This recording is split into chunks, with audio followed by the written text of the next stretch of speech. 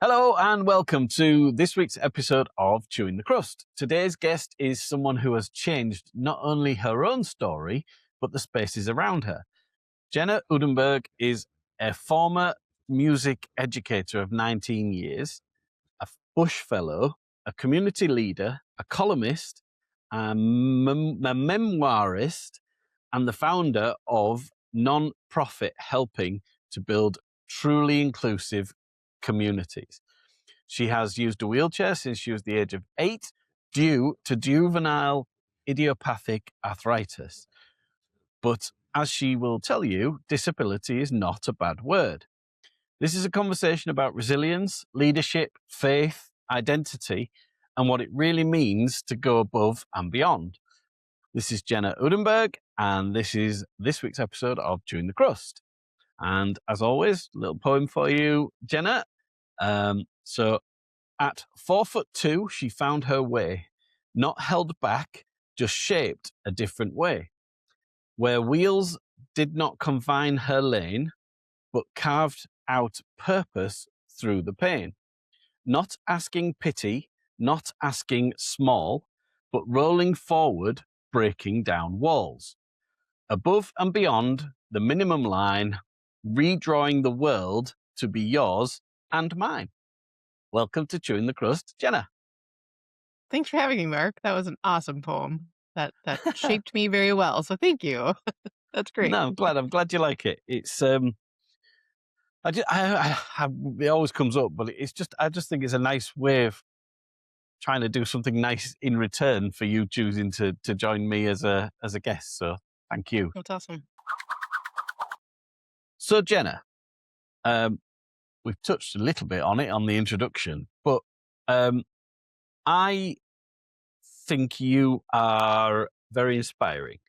And what I try to do with my guests, and it's extremely pertinent in your case, is to ask what young Jenna was like, what your childhood was like, and how that perhaps shaped you. And perhaps, I mean, in so many literal and metaphorical ways, that means something massive to you, really, doesn't it?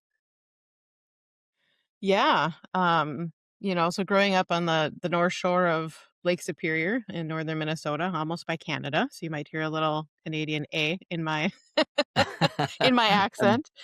a boot. But yeah, so I grew up kind of as that outdoor tomboy, tomgirl kind of experience, right? Dad and brother loved hunting and fishing. I love fishing. I didn't really love eating the fish so much, but sitting on a boat all day out on Big Lake Superior, watching wildlife and, pulling on the line and saying, "Here, fishy, fishy." I mean, there's nothing better. Nice. Um, and yeah, I grew up with mom and dad and three older siblings, and they're older by a lot, 16, 15, and 12 years older. So sometimes I play the baby, sometimes I play the only child, just depending on who's around and what's happening. So extended family was huge. Holidays were ginormous. My mom was a hostess with the mostest. Typical holidays would be like anywhere from 30 to 35 people in our house, Wow. just jam packed, shoulder to shoulder, laughing and eating and all the things. So yeah, it was a great childhood. How did that play into your lifestyle? I mean, were you just given lots of surrogates whenever somebody was not, if your parents were not around, you could go and have your meal at somebody else's house? I think that happened more for my older siblings for sure, but once I became disabled, like nothing was accessible, right? So only my parents' house was. So I think Right. that's how that was kind of different, but it definitely took the whole small town that I live in, to raise me and to deal with all the accommodations and things that life brought at an early age. So Mm. So tell us about that. Tell us about what happened and perhaps how that registered with you as a child. yeah, so the family story goes that we as a family were out at a local playground park area that the city had flooded, to have like a little hockey rink, skating rink area, whatever. Yeah. And I don't remember any of this. So it's definitely the family story. And I'd had a fall. And so the part that I do remember is the next morning I was getting ready for first grade. I was in a bubble bath in a goldenrod tub, shout back to the 70s before I was even born, right? And I remember, I know I was probably screwing around, right? First graders don't really always want to go to school, even though I love school. But I remember my right knee floated to the top of the bubbles, and I lifted my left knee, and my right knee was twice the size of the other knee. And so, like any little first grade girl, I screamed for mommy because moms always make things better. And I went to the doctor locally in the clinic, and he was actually my labor and delivery doctor. And so he's known me since birth, right? And he looked at my parents and said, I think your daughter has water on the knee. And my dad was No. like, she is not an athlete. She's 7 years old. We're getting a second opinion. You're not going to shove a long needle into my little girl's little knee, right? So thankfully, our small town at that time had another kind of like clinic, just another doctor, a GP. And he took some blood work and an x ray, and he kind of took one look at me and he's like, I'm pretty sure you have juvenile rheumatoid arthritis. But I can't officially diagnose you. You need to go to the next big city and have them and see a rheumatologist, somebody that specializes in arthritis and all the autoimmune diseases. And so I went to see him within a matter of weeks. And he's like, yeah, your blood work, all the things say you probably have juvenile rheumatoid arthritis, but it was 1988, and that was when the Lyme's disease, the tick-borne illness, was fresh on the scene, and all the symptoms are the same. So they Mm, made me go to Rochester, Minnesota, to the Mayo Clinic because the big dogs had to give me my final diagnosis. And so mm, lots of early medical trauma there, right? Like little kids not understanding all the big medical words. So that felt like a foreign language. And that kids are resilient. And I always say that I'm very thankful that I became disabled as a child because I didn't know any different. I still have memories of walking and doing cartwheels and fishing and, all those things. But there's so many other memories, right? There's so many other things that life has given. And I don't see my wheelchair as an inhibitor. It is my freedom. Without my wheels, life would be horrific and not okay. So, wheelchairs, ramps, lifts, elevators, all those ambulatory mobility devices, they are fantastic. And there's no greater no. time to be alive with all the adaptive sports. We're looking at the Paralympics coming up. Like, there's just so many cool things that disabled kids today can aspire to and can look towards, and having amazing role models. And I just want to keep promoting that representation does matter. Even if it makes everybody else uncomfortable, it Yeah. matters more than we realize. Yeah, and I think that goes in all camps. I interviewed somebody recently who's mixed race, and she was from the Congo, Mm. but her parent was from one parent was from Belgium, one parent was from the Congo. In the Congo, Mm. she was called white in an N word kind of way, and in Belgium, she was called the N word, and didn't feel like she fit in anywhere. So when Yeah. um, when the mainstream media started to show people that looked like her, it changed her life from a confidence point of view forever. And Mhm. certainly in the UK, the proportional representation of people of color in TV adverts and those kind of things is probably greater than the actual representation within the community. But if you want to sell your products to somebody, if you want to make people feel more comfortable because of, you've got to show these people in, and then rightly so. What I don't understand why anybody has a problem with it, but anyway. Right. But yeah, and I think race came a lot sooner than perhaps the situation you're in. With disabilities. Certainly, I don't know about over there, but in the UK, a lot more mainstream adverts and TV have people with obvious physical disabilities in them, and I think that's great as well. Right. Yeah, it's amazing when, at least in America, 1 in 4 Americans identify as disabled. And so even though that negative connotation Wow, is still out there, that there's more disabled people than 1 in 4. And so every that's single life is impacted by disability, whether it's your own, a loved one, someone you care for, someone you employ, right? Like, we're all interconnected, whether we want to believe it or not. I didn't And realize that was the kind of the ratio over there. That's scary. yeah, and I know it's like I think it's 1 in 7 in the world. I'm not quite sure on the most recent statistic of that. But I also think it's different because different cultures treat disability differently, right? Just like every culture treats its elderly or its ancestors or its elders in different ways, right? And I can relate to your story of sharing about your other guest as well, because I was in college and I was in a Native American education class, and that's just what they called it back in the day, right? And I remember my indigenous professor, and one day she said, "Living here, I have 1 foot in the native canoe, and I have 1 foot in white man's canoe. And never can Yeah, I fully have both feet in one," because she too is biracial. But then also just the experience of once, being on a reservation for half her day and then being out at a university for the other half. And so many of my colleagues couldn't understand her teaching methods, and they were frustrated, right, from the white perspective of like, we want to learn more. We want to be able to be the best teachers we can be. And it was like, no, you can't look at the content of how she was teaching it. You had to look at the why and the yeah, how from her lens of how she was teaching it. So that lesson always stood out to me because I've always been seen as not disabled enough by locals. Cause it was like, oh, not Jenna, because Jenna's not cognitively disabled. Or mm, Jen is not visually disabled or whatever. Like she just uses a wheelchair. But then 2 seconds later, it was like, oh, no, ma'am, you are too disabled to be in my establishment. I am not yeah, going to put a ramp on my front. I am not going to make my door wider. I am not going to put a power button on. You are not wanted here.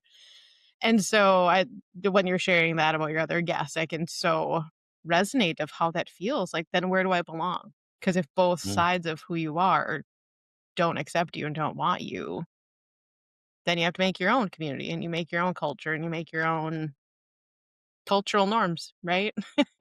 Like, Yeah, and I mean, you choose to suck it up, or you choose to do something about it, I suppose, as well, don't you? And you shouldn't have to yeah. do either, really. You should just be able to, operate normally. But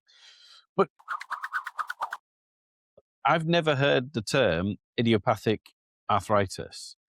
Is Mm-mm. that a technical term that just means arthritis, or is it a specific type of arthritis that you could explain? So idiopathic, sorry to any of the medical people listening, but usually means they can't figure it out, right? There's Ah, no rhyme or reason of why this happens. And so, okay. so I wear that juvenile label proudly because it's been a long time. It's been many decades of living life like this. And good, bad, or otherwise, I've got the battle scars and the surgical scars to prove it. Yeah, I've never really thought about that before, because in your head, when somebody says juvenile arthritis, you think of a child. But as you say, I mean, you would expect people to be free from arthritis on the whole when they're younger than 40. So there's an argument to say that a 35-year-old is still juvenile to inherit arthritis in some way. So, it's not about um, the choice to make 18 you're an adult, or 21 or whatever it is in the US. I think it probably varies in different states, but Right. um, it, that just seems odd to me. The more, and it doesn't take much thinking about, but it's not something I have thought about. But yeah, I think I would be aggrieved if that was taken away, because I have minor arthritis in parts of my body. I'm 46, and it's Yeah. really only started causing me a problem in the last couple of years. But um, it won't be anything like yours, and I haven't had to deal with it for all of my life, and it's not very nice. So Right. Well, and yeah, then on the medical side too, like I've never been a doctor, but I've been around them enough in my life to have a honorary doctorate. But I'm like, yeah, if you just quickly saw a chart and you saw arthritis, you'd be like, oh, well, Mark probably takes some Tylenol or Advil or, maybe an NSAID and he's good. You would never think to look at my chart and go, oh, she's on a weekly shot that we typically use for cancer patients. Oh, yeah, she's on an every 2 week shot for this. So then if you're making assumptions just at a quick glance, you're going to do a whole host of things wrong. Or you're not going to think that my right elbow is fused because you don't see a scar on it, like where I've had a left elbow replacement, you know? So it's just like, no, I want emergency medical teams to have as much information instantly about me that will cue different protocols and processes for them to treat me well and not spend time by just taking the word juvenile off of my case. Yeah, and let's face it. I mean, arthritis is a degradation, isn't it? It's a. I don't think of another word, but it is it falling to pieces or not working. You know, in a poor state of repair. Therefore, you're Right. going to need more help with it. So, if you compared my minor problems with yours, the amount of degradation that will have occurred will be nothing compared to what you've had. You know, and again, you know that longevity matters. But yeah, Right. and you're owed it a little bit. You know, it's a little. It's not a nice badge to have, but it's a badge you want if you've had it. Right. That's what I've said since I was probably sometime in high school, early college. It was like, if anything's going to kill me, it's going to be this stupid disease. I'm not going to let cancer or any of these other stupid diseases come on board. It's going to be this one that I battled for decades. And everybody's Yeah, like, that is so weird. I'm like, well, live in this body. yeah. You'll figure out that it's not weird. It's just a part of the battle, right? I live with it and I overcome with it too. So it's just a part of who I am, and you can't take one away from the other. So, So, how intrinsic is your wheelchair to your life? Are you able to operate without your wheelchair a little bit? You know, are you able to do minor things, or is it something that you can't live without? can't live without. I'm 100% in my chair. And I mean, I can use special shoes for physical therapy and I can walk in parallel bars and, those kinds of things. But nope, 100% in a manual wheelchair. And really have been pretty much since age 8. Like I categorize my elementary years as like good or bad disease years. Yeah. But yeah, pretty much since age of 8, I've been dependent on a wheelchair, which has had its ups and downs, right? But now I can proudly say that I'm a proud disabled woman, and there's nothing wrong in being able to say that. No, and I wonder also if it's again, I don't know. It's a bit like losing your sight or anything like that. I wonder sometimes if it's easier if there isn't a choice. You know, if there isn't a Mm, temptation to do something different. I don't know. I don't know. It's very easy for me to say those things because I don't have those problems. But uh, you know, right. almost living a life in between that, it almost seems more cruel to me. You know that you're being tempted with something you can't necessarily have. Yeah, and I think it can go both ways, right? Because the walking world has its benefits, but the wheeling world also has its benefits. But I think especially for, my friends and folks within culture that have those disabilities where they have more swings in their good and bad days than I do. So they're interambulatory. I think my heart goes out for them because they have to fight so much harder of, but Mark, we just saw you up walking and yeah, you used a cane for, getting up that stair the other day, but now you're in a power chair. Like, so I think the world can be more cruel to folks that Yeah. have those types of disabilities and those types of good days and bad days. And those are different types of accommodations and needs. And, we all have needs. And that's what I wish the world would just understand, right? Whether you have Yeah. a need for dark roast coffee or a need for decaffeinated coffee or everything in between, right? Like I have a need for my manual wheelchair. So whatever coffee preference that is. That was a really bad example, but that's what came to me because it's morning here and I'm still not fully caffeinated. But, like again, we all have needs, we all have accommodations, we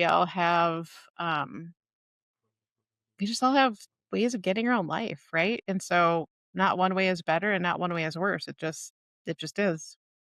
I think one of the things that has come up possibly in every one of the podcasts that I've done on here, and for me, every podcast enhances that a little bit. And I hope I started the podcast in a relatively good place from this point of view. But r- remove judgment.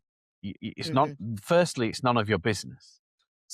Yeah. Secondly, You don't know what's going. The whole point of this podcast is to celebrate people who you would pass in the street and not give a second thought to, because but they, to me, every person you pass is a superhero in some way or another. They will have had a a difficult day, week, month, year, life. We don't know what they Mhm. are, but nobody wants anybody to have any of those things. And perhaps we should just be a bit more accepting of who everybody else is. I think the thing I always struggle with wheelchair users is because I'm aware that a lot of people who are in wheelchairs often feel overlooked because people don't look Mm. at them because they're in a wheelchair. But equally, I fear the thought that if I look at somebody in the eye, because I like to look people in the eye and say hello or whatever, I Mhm. fear that people in a wheelchair think I'm staring at them. And it's a very difficult Mm. um, balance to find as an able-bodied person to think how long does that last? And the more you think about it, the more I think you probably behave oddly. Yeah, because you Do you become more understand that? self-conscious, right? Yeah. Yeah, for sure. Um, and I would say, just keep doing you, because as the wheelchair user sees you, also greet the next person who's not in a wheelchair eye to eye and shaking a hand, or, however you greet people. If it's the same manner, it's like, "Oh, that's just a cool dude. He's just saying hi to Mm. everybody, and that's who he is." Um, but yeah, I think it becomes more awkward when people don't acknowledge in the same way, and it is very interesting because I'm so used to, like, being at usually waist height of everybody, right? I don't ever get to look people in the eye, and I remember because I also have a power chair, so when I was a band director, I would have to get my power chair, and then the seat raises up a foot, so that way my students could see me conducting, above each other's heads, etc. And one day for whatever reason, went out in the hallway, and I was still up in that elevated position. Oh my gosh, was it so awkward for me to have to look people in the eye. And then I ran Oh, into really? my colleagues, and some of them were my teachers because I had come back to my alma mater to teach for the end of my career. And, like, you could just tell, like, in their body language or their facial expressions, like, they did not know how to deal with me being like you and I are right now. Same eye level, same playing field, all the things. And that was so mind-blowing. Right? Like, and I had a conversation with one of my friends who's also a colleague, and she's like, "I never thought about how much I look down at you." And so just that physical unconscious bias, right? Like, we were friends, in her mind, we were equals, but just that experience was like, "Wow, Mhm. that does translate into how I sometimes do think about you or things you say or attitudes or choices that you make because all day long I'm looking down at you." I think So, if I had known you in that scenario, because it's my nature, I would have had to have made a joke, and I would have had to have said, "Wow, you've grown," or something like that. But you, because I think that's how you break down the barriers of these difficulties, and because I'm silly. Um, right. but equally, if you don't know somebody, it's not quite as easy to do that. But the Yeah. other thing I try to do with people, with anything, not just people, with animals and everything. I always try to get, if I'm spending any extended period of time with, say, children or animals or anything, I try and go down to their level. But equally, that Right. almost looks like you're making a scene or potentially belittling somebody because you're coming down to them like you would talk with a child. But equally, I think it's almost respectful to some extent as well. So I would imagine it's personal preference for the wheelchair user. But I'm a big guy, Yeah. and people who are shorter than me who are not in a wheelchair often say, because I'm quite loud and because I have a big beard and I usually am dressed colorfully and all of those things, I think I can be quite imposing. So, Mm, well, no, I know I can be, and I think until people know me and become more comfortable with me, they don't always understand that I'm quite a softie, and I'm quite uh, I don't like this phrase, warm-hearted. It sounds like I'm blowing my own trumpet. I'm not intended to be. I'm a big softie. Um, you're a teddy bear. and yeah, exactly, exactly.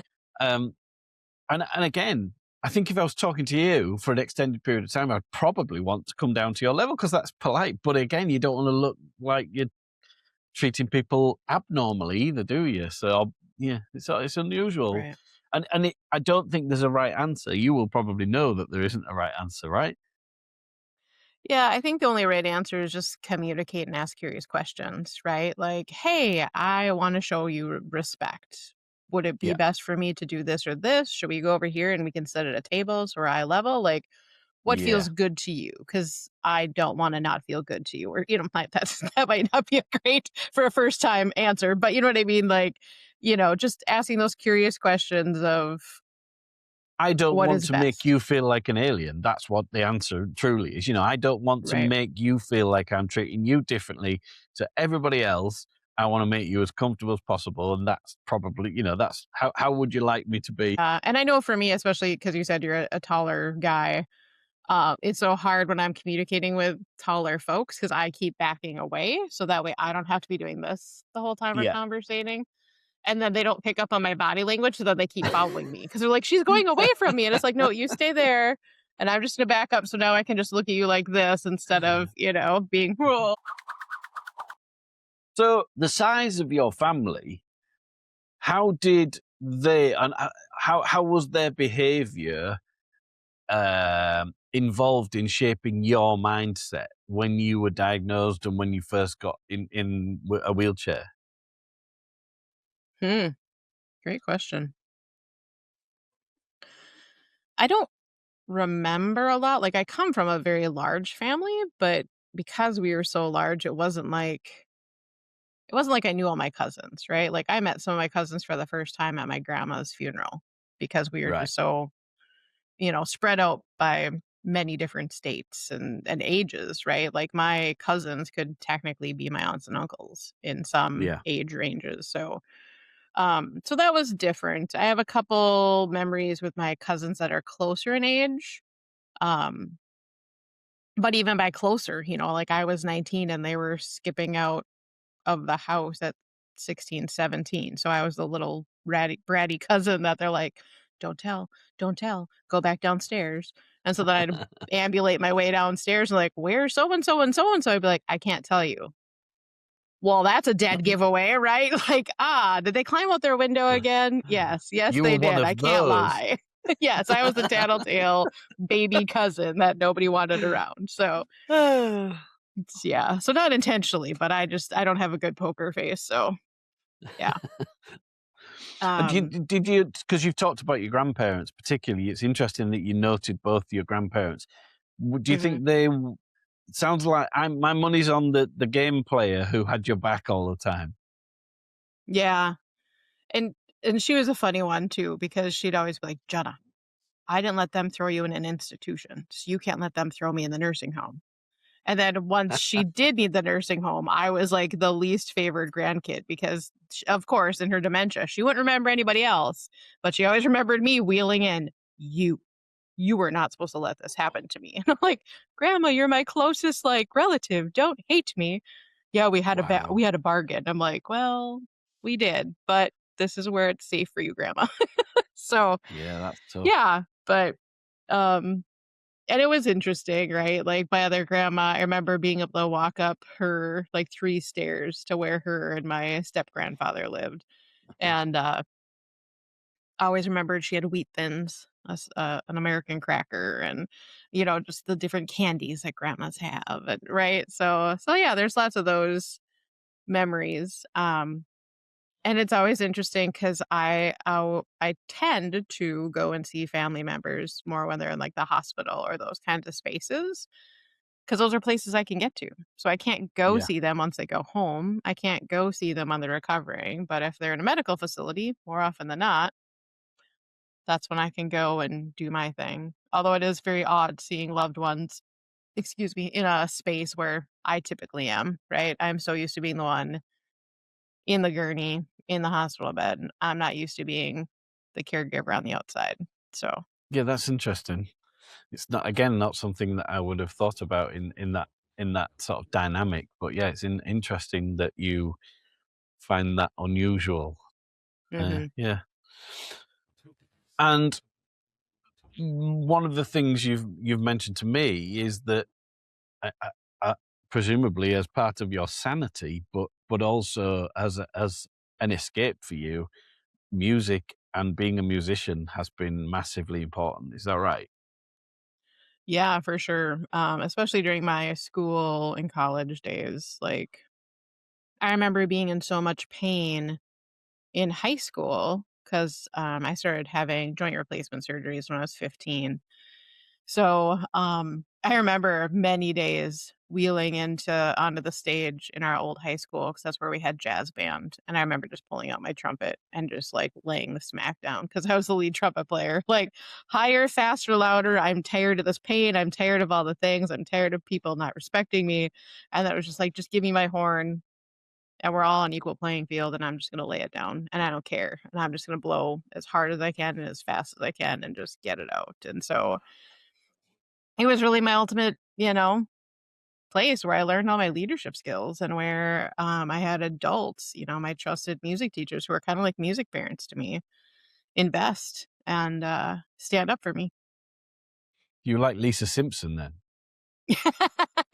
Just with the trumpet instead, yes. Sometimes my hair can go that funky too, but I usually don't let the rest of the world see the funky hair. But and your music teacher was quite pivotal in your confidence and in caring about you. Is that right as well? Yeah, for sure. I had my 8th grade band director only for 1 year.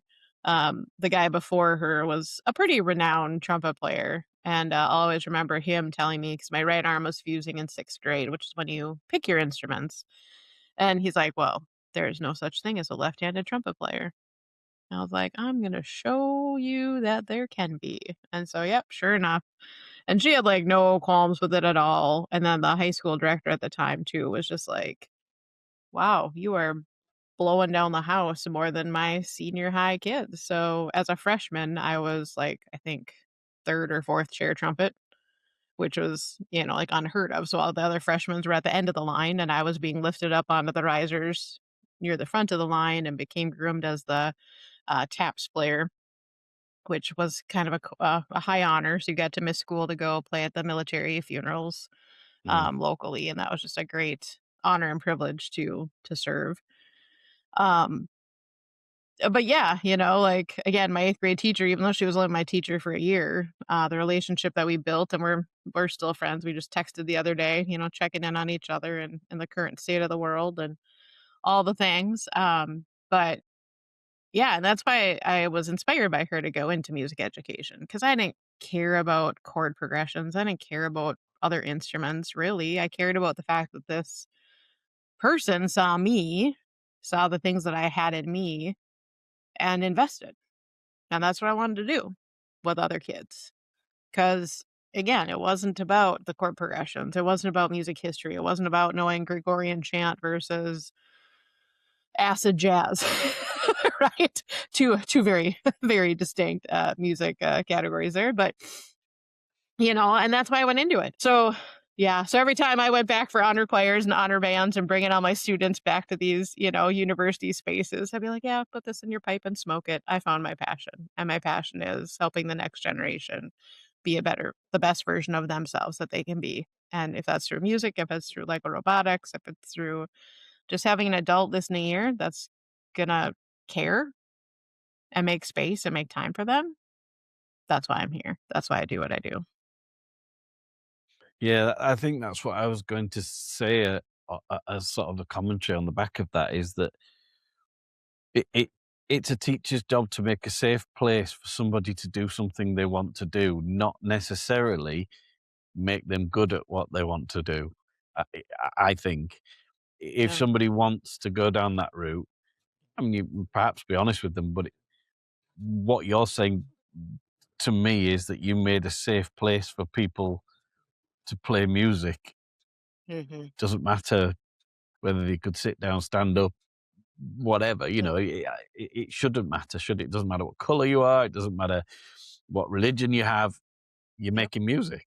I mean, Yep. and I think so many musicians find themselves when they are in their late teens and young adulthood, because I wonder if they felt different, and that's perhaps why they went towards the arts in the first place. I think there's Yeah. like you said, you can paint quite aggressively, or you can blow your trumpet really aggressively, or well, there's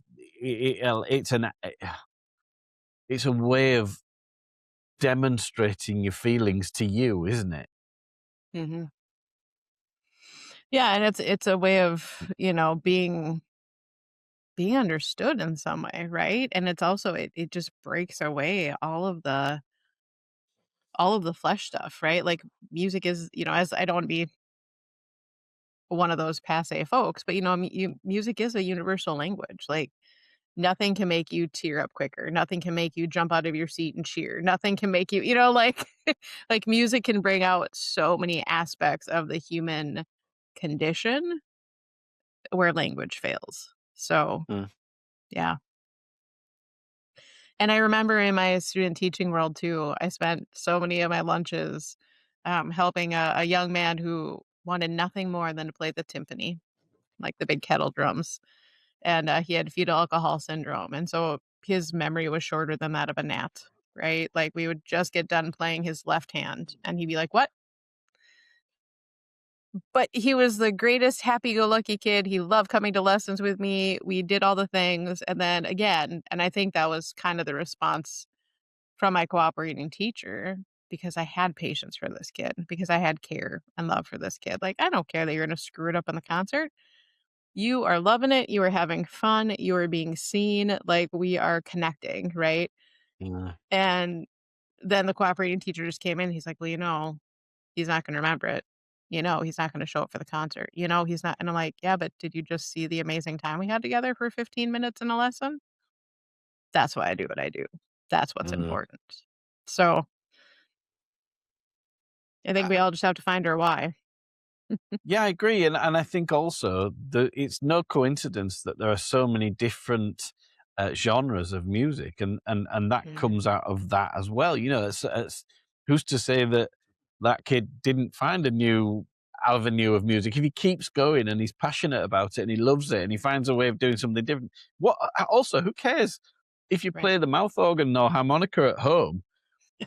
To nobody and you're awful at it. If you enjoy it, bloody just do it. You don't have to right. be good. It's not about being the best, is it? It's about certainly art is about expressing yourself, isn't it? And it's the Yeah. purest form of that.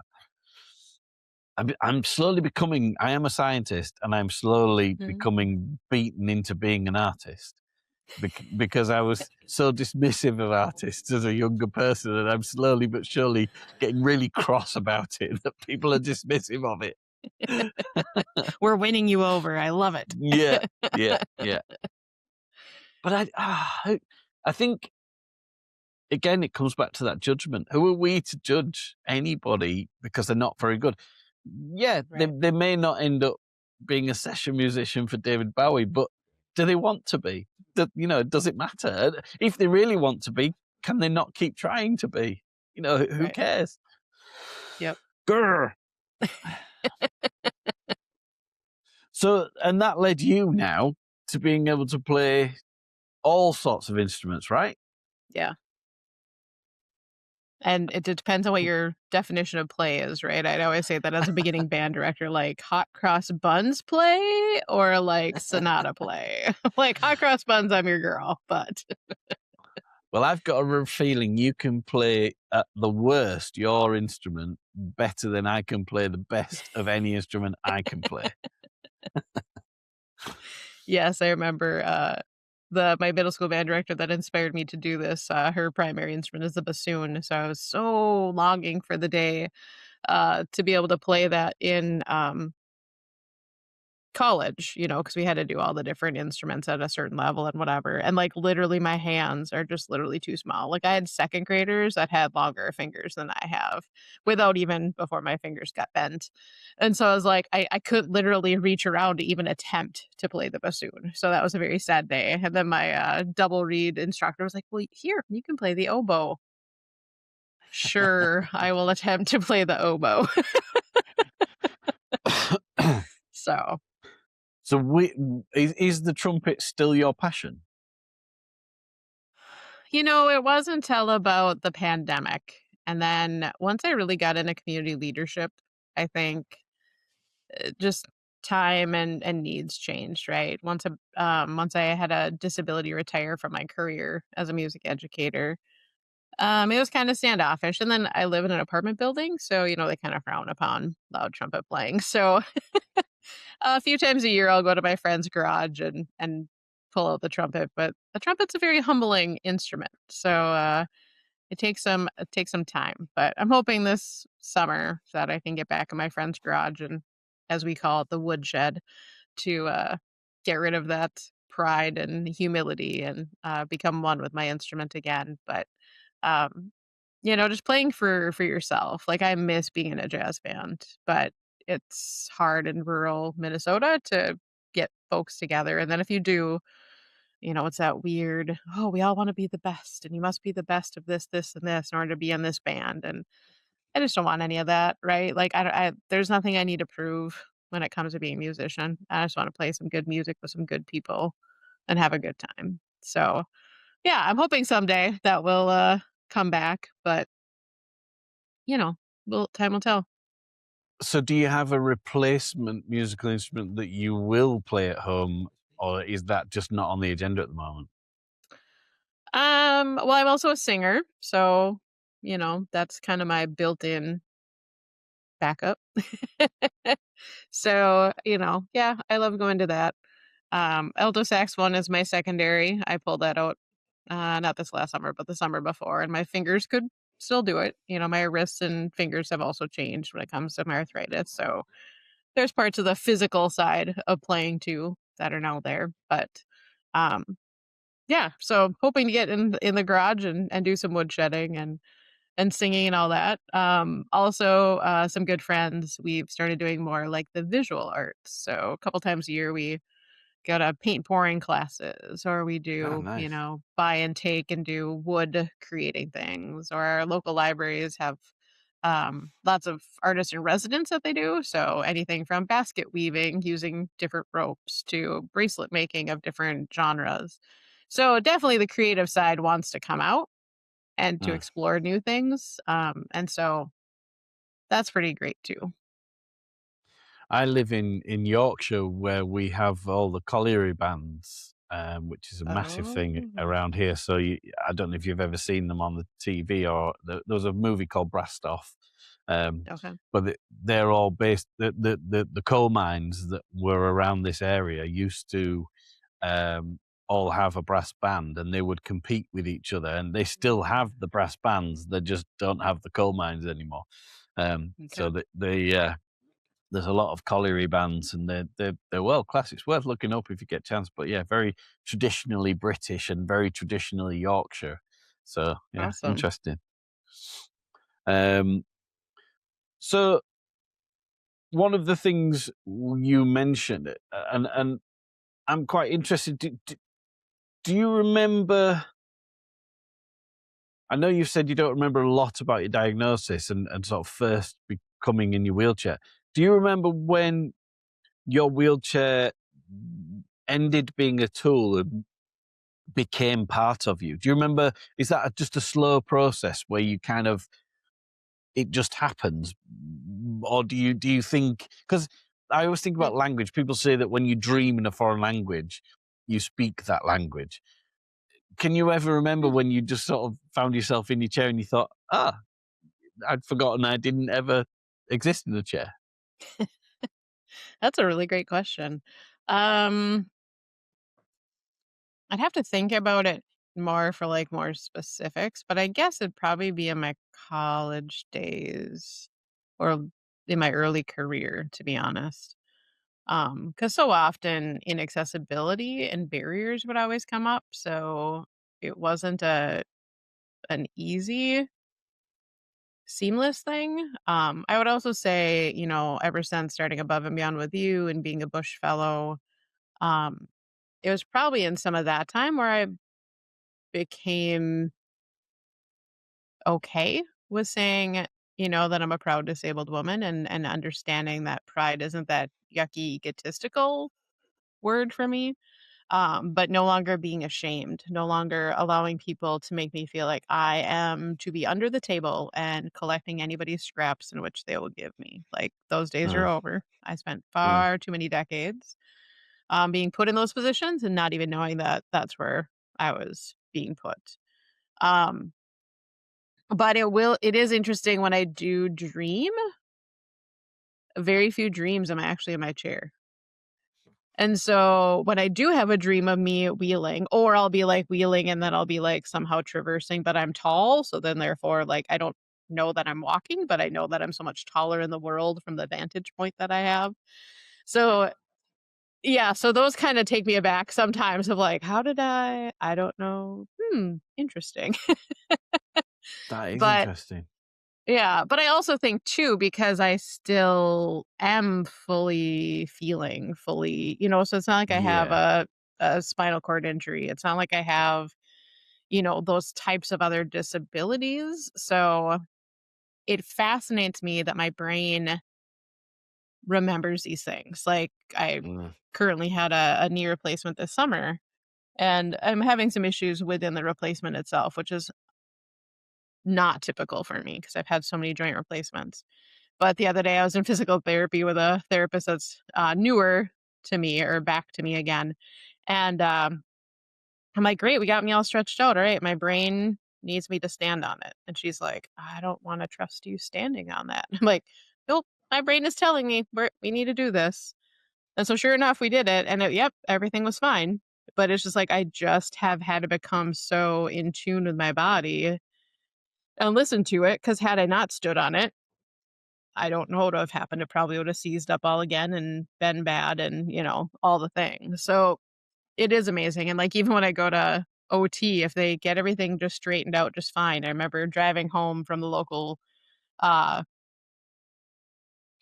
therapy place, but that's, like 30 miles away from my home. And so I was like playing with my hands on the steering wheel, like I'm bored. And then all of a sudden I like looked and my brain felt like my fingers were straight.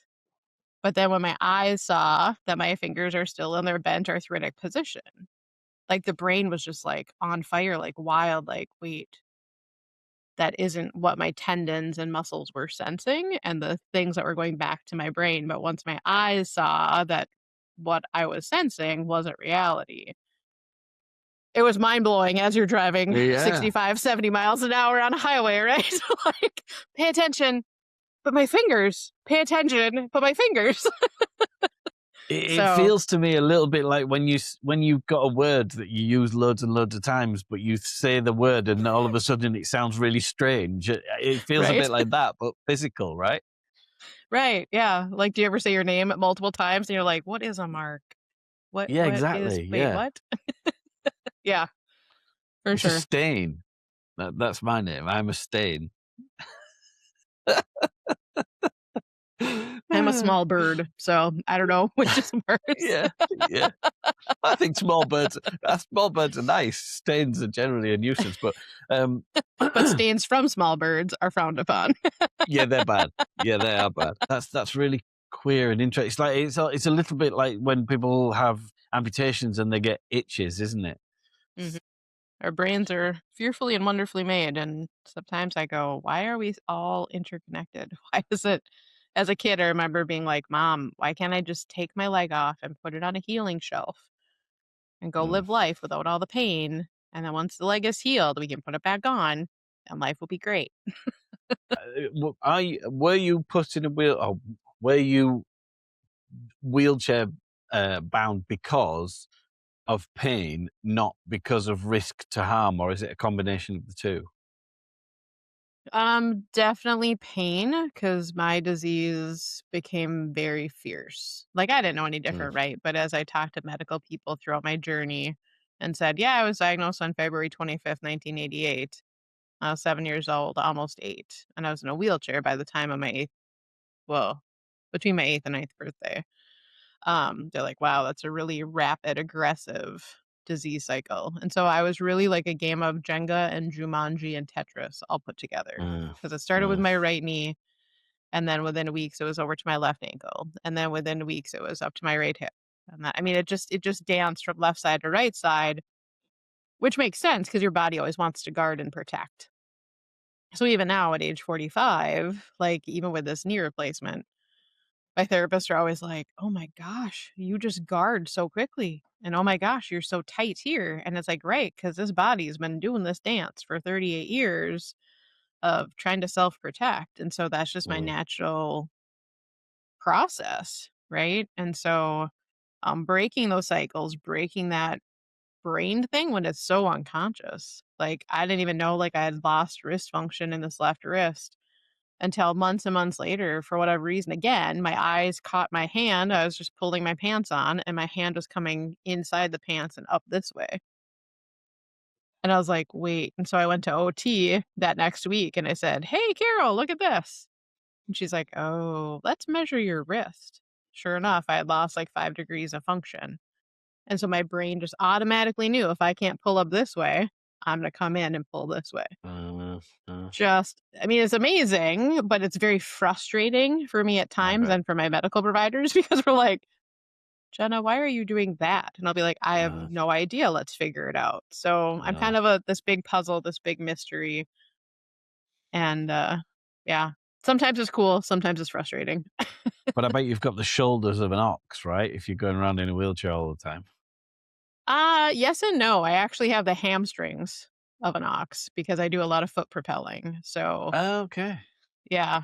So that's So always that's my pulling. secret weapon. Yeah. Yeah. And a lot of people will see me, especially if I go up a ramp, I always flip around and go backwards because it's so much better for my joints to use the big joints than to try to use my hands and wrists and other things that are impacted. Mm, mm. Um, but I do remember at physical therapy, this was a couple decades ago, I had a PCA with me and she's like, Jenna's kind of weak. And so then my therapist is like, "Oh, let's show her." So she's like, "Jenna, get on the mat. All right, PCA, come over here. All right, Jenna, do your thing."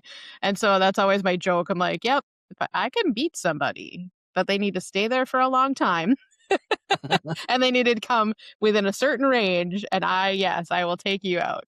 And Yeah. so, yeah, even this last week, my PT was like, "You are really strong." I'm like, "In a certain range for a certain amount of time, for sure." Yeah. You can crush But coconuts if they sit still for long enough. right. So one of the things you mentioned to me, and I at this point I will give you the option to not do this if you don't want to do. But you mentioned that you talked about a suicide plan when you were in your teens, and Yep. that is a subject I'm very passionate about talking about, Mhm. because I think the more we talk about it, the more comfortable people who feel like that and think like that will be to talk about it. Right. And I think there are very few people in my experience who actually want to go through with that. And I think if Mm. we give them the option and the comfort of making it not a shameful thing to talk about, and not uh, uh, something that they hide away, it might Right. encourage people to seek help. But are you happy to talk about that? Sure. Yeah. I would be interested to know um, what led you there and what led you out of there. Yeah. So leading me in there was tons of pain, lots of medical things, medications not doing what they needed to do. I was really bedbound because of the pain, needing surgeries, all the things. Um, and it was 1995, right? So back in that day, we didn't talk about that. That was such a taboo topic.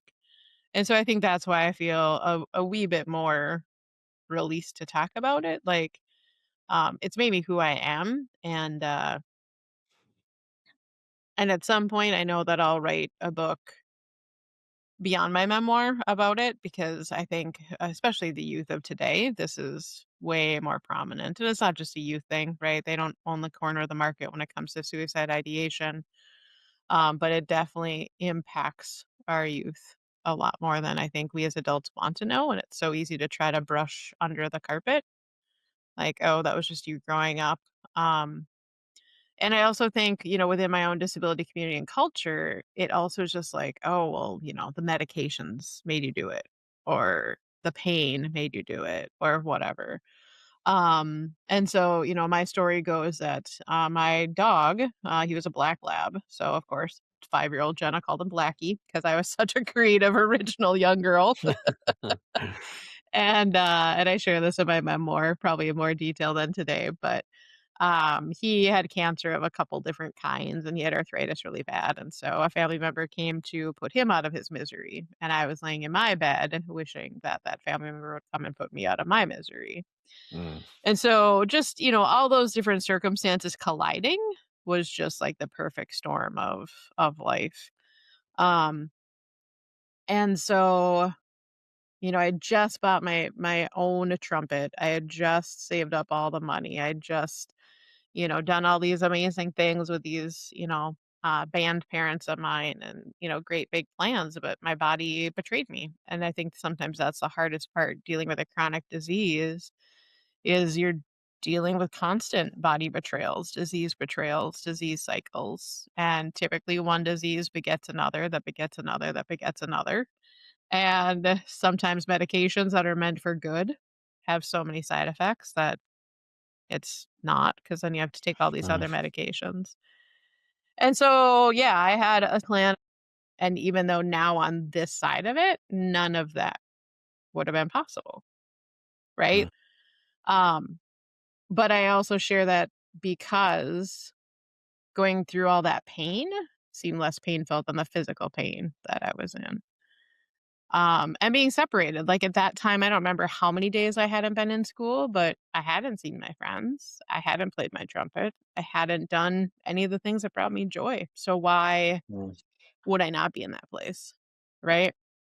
And hearing family make, different comments about things, and I won't share too much about that because those family members are still with us. Um, and I never want to do anything to hurt my loved ones. But, words have power. And um, there are conversations that loved ones need to have, not on premise of their loved one that's struggling. And depression and suicide impact everyone in the family unit, not just the person going through it. mm. And I'm so thankful in this day and age that, having talk therapy, having psychologists, having therapy and counseling is like so much less taboo than back in the day. And I always remember my rheumatologist asking me, if you're depressed and all that. I know it's kind of a standard question that I think a lot of people just ignore because it's like, oh, no, not me. Oh, not me. It's fine. Save those services for someone else. Oh, I don't need to have another provider. Oh, I don't need this. And I was like, no, all of us need to. All of us need to have that HIPAA covered, um, sacred space where you can just go and talk about anything and everything because life is hard, no matter what country Mm. we find ourselves in, no matter what generation we find ourselves in. Um, Sometimes you just need a trusted space to just let it all out. So, Yeah, and I think loneliness comes in many forms, doesn't it? And you hmm can be in a house surrounded by people and still be very lonely depending on how accepting they are of the scenario you're in and what support you're receiving. And it's not right, like another 15-year-old who was struggling with depression could go and see their friends with relative ease, or they could, an adult can jump in the car and do whatever. But at right, 15, you don't have a lot of money. You're physically incapable of jumping out of bed, quite literally. right, So that's tough. And I, everybody loves their dog. Dogs are like a family member, so that's a massive thing. right. So it's not. So what turned that? So, anytime the phone would ring, I would flip my body over, no matter how much pain that caused, and pretend that I was sleeping. And one day, my mom caught me and said, "You are going to talk to your friend. I see you. You are not sleeping. you can't. You can't fake this BS on me." Tough love. Uh, yeah. And so I talked to my friend and somebody that was very close to me and meant a lot to me. They actually had a house fire and lost everything. They were okay, thankfully. But that is what was kind of my impetus of like, I need to get back to school. And for me, it was a great faith moment of, you know, I have loved and served you, and I want to continue to do that, but I can't, and I need your help. And Mm. so that was really my turning point of making my faith my own, as well as knowing more about myself, and that um, I am somebody that cares deeply, and I want to make sure that, my tribe is safe and good and secure and healthy and all the things. And so I will overcome the greatest mountains to make sure that my tribe is safe. And so, um, yeah, so it wasn't overnight to get back to those spaces and places, but when you can break through the noise and the chaos and the despair and the isolation, Mm. and know that there are better days ahead. You might not be experiencing it right now, but that there are. Um, that was huge. And that story there, what you've just said, is exactly what prompted me to do this podcast. I want to make people realize that no matter how hard today is, or Mhm. yesterday was, or tomorrow might be, somebody like you who's been through trials and tribulations for the entire, no, I don't wish to belittle your scenario, but that is a quick way of saying the difficulties Yeah. you've had throughout your life, lives a happy, rewarding, um, good life now, Mhm. and that is available to anybody who feels that way currently, Right. Yeah, it's about finding those people that see you and care about you, and that, for those that are going through that right now, like that you are enough and the world is a better place because you're in it. And to work hard to find those people that can see that in you and support that in you. And it might be biological family, it might be chosen family, it might be a certified licensed professional, know. and it could be all the above, you know. So My wife and I call it family when it's the friends that are your family. I like that. Mm. One thing you haven't mentioned, and I'm pleased, although I'm concerned that if I do mention it, that it's only that you haven't mentioned it. Um, you haven't said bullying, No. Yeah. and is that because you don't feel you were bullied, or do you think if you were bullied, you were treated differently so much that it was hard to determine the difference? There's only a couple of times that I remember being bullied in elementary, and it was when I was newly diagnosed and had a hard time getting on the school bus. And it was from an older kid. My dad or a family member had just helped me on the school bus one morning, and we weren't even like 2 blocks away from my house. And all of a sudden, I heard this kid that lived up the road, "Hey, Udenberg, hurry up. You're making me late for school. What the?" And bus immediately stopped. Bus driver came to the back, grabbed the kid by the collar, brought him outside, pinned him against the bus. Again, 1988, 89 would never happen in this day and age, but was like, "You're walking to school. You don't belong on my Oh, bus. That is not okay. You don't get to a come back on true my life bus until you're ready." superhero was driving the bus. Right. That's Absolutely. amazing. And so that was probably my most verbal bullying, right? Like, but there was somebody right there Yeah. to put a stop to it, and it never happened again. Would there be snide comments under that kid's breath? For sure. Was his younger sister one of my friends? Yeah. But and that's what I was always so thankful for is like, of course you'd hear snickers, of course you'd have gazing eyes, of course like I love the shirt now that says stare at me long enough, I might do a trick. Right? Like there are just ways that disability culture have come back to be like, Mm. put this in your pipe and smoke it. Like, Yeah. and a lot of times we're not doing it in a negative way. It's just curiosity, right? Like, Well, it makes that person think, doesn't it? It makes right. them think that, yeah, perhaps I was doing something wrong there. And it's a bit like going back to our original conversation about what Mhm. there's a polite way to acknowledge somebody with looks, and there's an impolite way, and there's not much between the two, depending on who you are and what you do. Right. Yep. I am very, very, very refreshed to hear that bullying hasn't formed a part or a significant part of that life that you've described and those decisions that you were faced with. Because the world, particularly children, are so cruel. Yeah. I'm very surprised. Sadly, I'm surprised, but I'm overjoyed that hasn't really featured as part of an additional obstacle that you've had to deal with. Yeah, like, I would deal with, and I would say that it's always been the older kids because they just didn't get it and they didn't have exposure to it.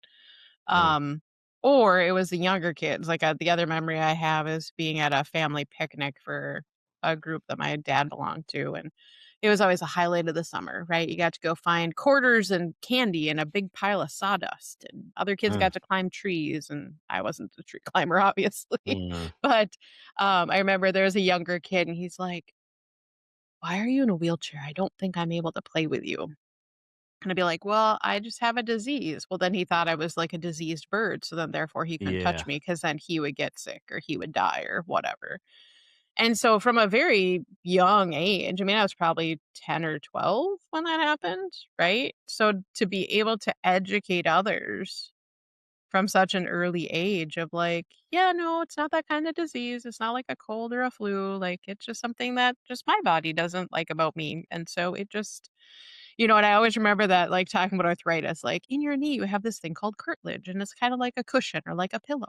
Well, my immune system, like, is messed up and it eats it because it just thinks that that's food, and it's not. But you're fine. This is just something that's in me, and it impacts only me. Mm. And to be that young and try to educate even older folks, right? Like, there were so many even elders that would come to me like, "You can't have arthritis. Only old people get arthritis. You're too young."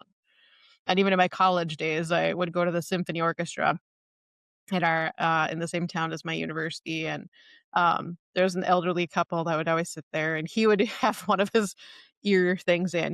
This is back in the 2000s, so not cool earbuds like you have currently on, but he'd be listening to the hockey game, and his wife be sitting there knitting in the middle of the symphony. And then one day she's like, and this was after months or a year of sitting next to each other, and she'd be like, "So, what makes you need a wheelchair? You're too young for a wheelchair." And I'd be like, "I have arthritis since the age of 7." "Oh, well, I have arthritis too. It's from using my hands too much." And I just wanted to be a little smart aleck, but my parents taught me better, right? Like, respect your elders. I just want to be like, "Yeah, I guess I ran and jumped too much before age 7. Hence me needing a chair," like, just some of the things we say out of our own insecurity and our own, like, not thinking. And I get it. I do it all the time with other disabilities too. And then I always have to apologize. Like, "I'm so sorry. That was like so dumb to say." It's But funny. Again, another guest of mine previously, who's a great friend of mine. She has a severely disabled daughter, mm, and we met at a festival, and we see each other every year at the same festival. And in the festival, there's an accessibility area, and it's kind of fenced off. So you pass a security team, and you sort the wheelchairs go onto there. And mhm. I was sat in a different area with my friend Joe, and she'll kill me for telling you this, but it's amusing, and she should have known better. Um, we looked over, but her daughter is in a wheelchair and has to be pushed around by her all the time. Mhm. And she looked over at the accessibility area, and she said, "Oh, there's nobody in the accessibility area. It's really empty."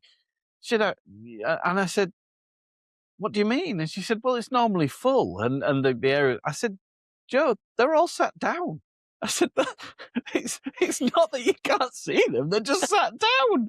I said, "You should know this more than anybody."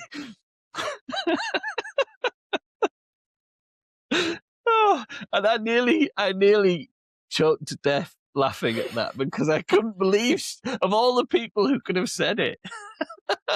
There's such a divot in the crowd over there. I don't know what's going Yeah, on.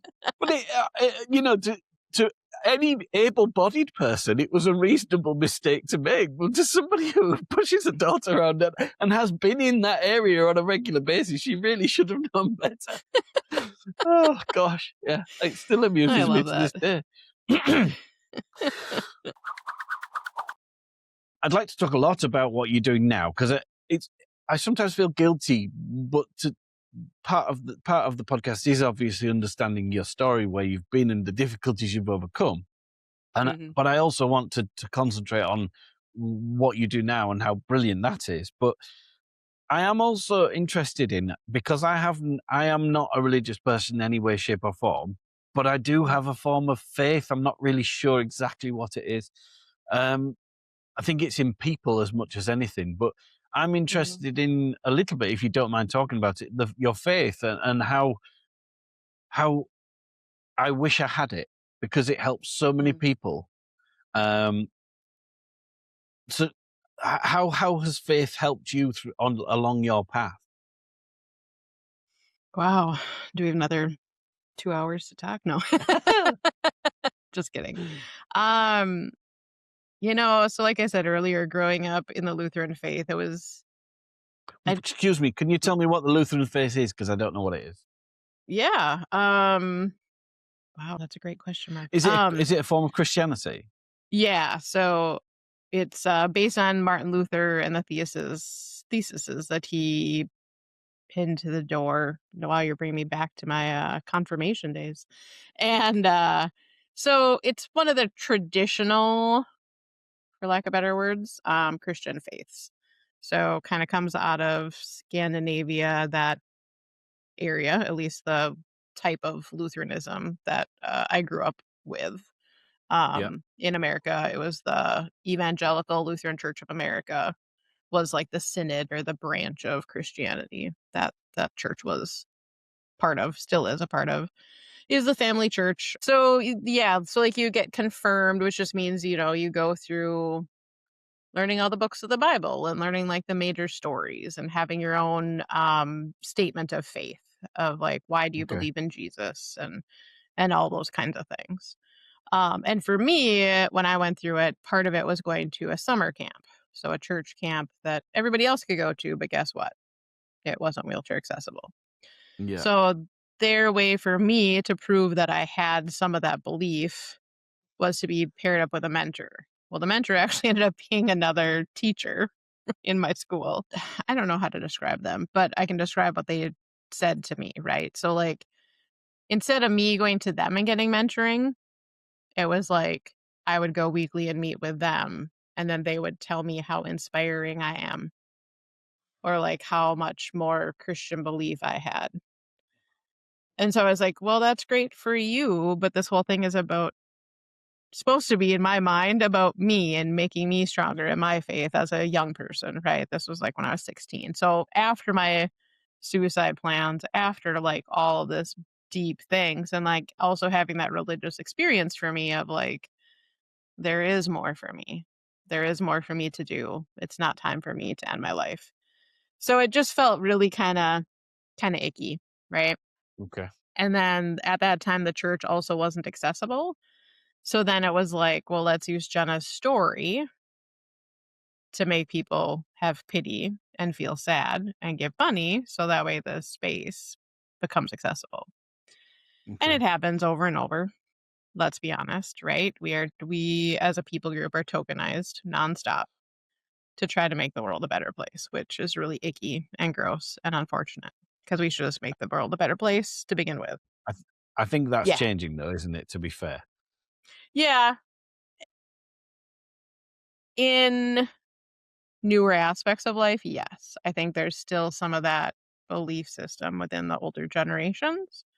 Mm. So the more that we speak out about it and the more that we just acknowledge that that's a part of history and the past and that it belongs in the past and not to be redone, I think is important.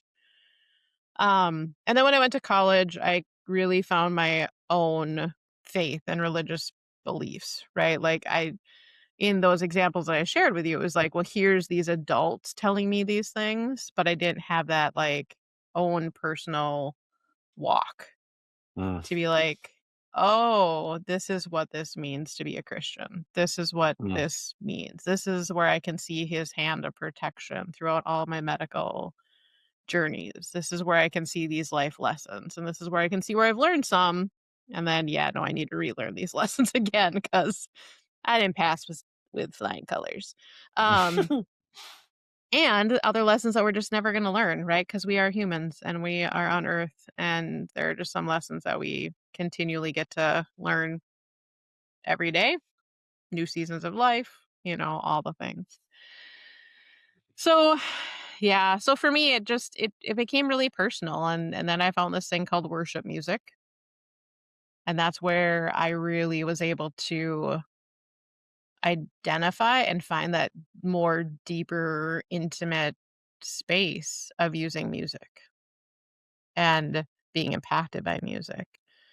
Um, and then there was times where, even within the church, there were some really horrific things that happened, um, and led me to find other churches of healing and other spaces. And so for me, in all the atrocities that have happened within a lot of the Christian churches, I've always had to find the fact that we are all human, we're all sinners, we're all capable of really good things and really bad things. Um, and so anytime those bad things happened, I always had to remember that that was the human's choice and Mm, that wasn't God's choice, because it mm, would have been super easy for me to turn my back on my faith because of some of these horrific things that have happened. mm, And yet, it's interesting because as I'm in the hat of disability activist, I am reading more books about the history of disability, especially within the American church, and like how there were big from what I've read so far, there were big churches, big pastors, big parishes, back when the Americans with Disabilities Act was being fought for and formed, and they literally said, "We have no space here for people like that." Or we are not going to spend our money to make our buildings accessible for people like them. And so it's just very interesting, again, as you learn from history and as you try not to repeat it, it's interesting generations later, cities, states, countries apart, to realize that some of those undercurrents, those beliefs that people don't talk about, the unconscious biases, that in some spaces and places, they're still there. And mm, people don't understand the roots in which they came from. And so, mm. I can only dabble in those books a little at a time because it just makes my heart and spirit just so sad and so sick, because that isn't the person that I know as my savior. And so when those two things don't add up, it's pretty gross. But I think many atrocities that occur across the world are often done under the banner of faith, but it's usually a Mhm, very warped and mhm. totally unrecognizable form of manipulated by man faith. Yep. And as you've said, I have no religion. It's relatively unbelievable for me. However, I do Mhm, believe in human spirit, and I do believe that we can do things a good way and a bad way. I think humans are inherently selfish, um, a- mhm. and we learn not to be, and we learn actually the more pleasant path is not to be self. I think I might be wrong, but this is how I find it. I find Mhm, by being not selfish and trying to be giving and trying to share what I've learned to help other people avoid the mistakes I've made or perhaps that I've seen other people make, mhm. I feel better because of that. Um, I don't think that's divine in any way. I just think I've come across that. Um, but I equally I don't think anybody who believes the things that you believe, I don't I can't say you're wrong because you might be right. I might be wrong. And I'm quite open minded to anything. But what I can do Right. is seek out the parts of the various faiths that I do come across that I Mhm. think encompass the things that I would like to embellish and take them on board. Because I I don't need a faith to, and you don't need a faith to know what's good and bad. Um, so hopefully, if we're all singing from the same hymn sheet, no matter who wrote the hymn sheet, it doesn't really matter. But like you say, Right. I don't think I could read those books. I Yeah. don't think I could do it. But I think also what you were saying about the changes that have occurred, which then you look back and you read that and you think, how could that have been the belief then? I Mhm. think we can only take that into our understanding properly when the changes have actually occurred and they've started to stick. Because weirdly, you and I probably would have believed those things if we were told it enough times as well. And that's not excusing them, but I'm just pleased I live in a world where that isn't the case. Yeah. Yeah, it's amazing. I mean, there's so many things in in my belief system in the last couple of years that I've had to unlearn. Like, right? Like once you Mm, start digging into some of the background of things, it's like, oh, mm, yeah, no, I don't. And then all of a sudden you like catch yourself, being judgmental, or you catch yourself having a certain thought process. I was like, where did I get that from? And it's like, yeah. oh, let's trace that back. Let's figure that out. And does this line up with what I truly believe and what I've seen? And the reality is like we all have to have grace for each other, right? Because we're all on this journey called life. We're all on this journey called our faith. We're all on this journey of figuring things out. And there's a ton of stuff that I was wrong about in any of the churches I've been in. There's plenty of things that I've been wrong about in the times of my faith journey that I haven't been associated with a church. So it's like we all get to know better as we learn and as we rub shoulders with other people and as we ask curious questions and as we dig deep into scripture or dig deep into whatever it is that is, guiding our faith, right? But I think it's also having that grace and forgiveness and understanding for ourselves and for others, right? Not pigeonholing people to say, oh, well, Mark just used these three words. So then, therefore, in my mind, that vocabulary means this. And it's like, no, that's not what Mark meant. Mm. Because What words did I this use? is What words? Did right. Like, and then again, like, why does it matter? Right. And then finding that common vocabulary. And that's what I just love about so much of the leadership opportunities I've had, because Jenna before wouldn't have known any of this. I would have just been this country bumpkin stuck in my own ways of all these things that people have told me before. And I would have thought that they were right. And I would have thought that others were wrong Mm, versus going, nope, let's have these curious conversations. Let's have shared vocabulary. So when you say you don't have a faith, what does that mean? And you've already shared that, right? So like that is awesome. And I'm glad that I'm the Jenna now. And I look forward to the next version of Jenna as well, because we're always continually growing. And I hope that I continue to have grace and forgiveness and understanding and curiosity.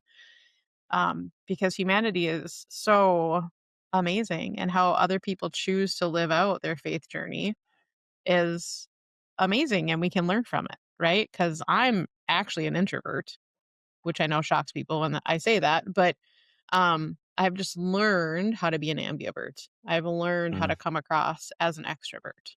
But that mm, isn't truly how I feel myself. That isn't truly how I restore. And so, in one of my most recent leadership cohorts, religion came up a lot, right? Because like you said, there's so much divisiveness in our world, and it usually comes across as, "No, I'm right, you're wrong. No, I'm right, yeah. you're wrong." And it comes back to usually some kind of faith belief or something along those lines. Um, and the greatest conversation I remember having that will stick with me forever is like, I don't ever want to offend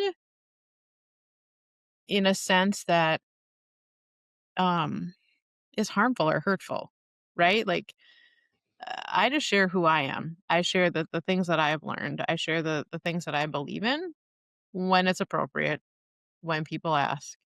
And um, it's my story. It's where I'm at. It doesn't mean that, we could be in the same faith And your experience is going to be completely different because that's your mm, journey in that belief system, right? Like, mm, so, um, but in that example, it was so great to just be in a multi faceted space that was safe.